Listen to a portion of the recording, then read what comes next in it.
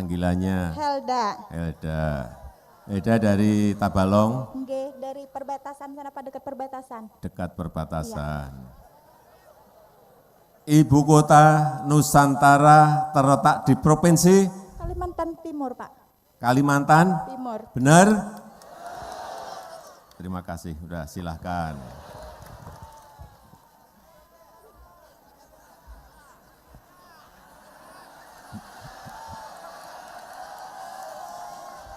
Apa?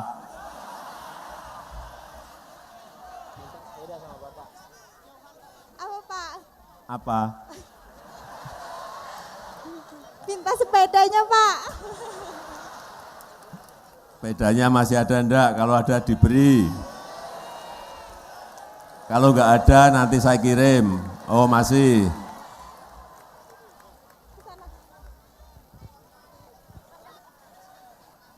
Supaya saudara-saudara tahu, sepeda ini kalau ditukar mobil banyak yang mau loh. Karena di situ ada tulisannya, sepeda dari Presiden Jokowi. Yang mahal bukan sepedanya, tapi tulisannya itu. Silakan.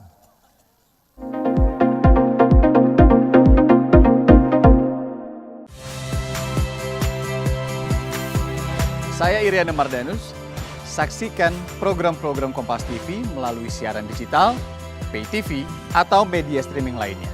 Kompas TV, independen, terpercaya.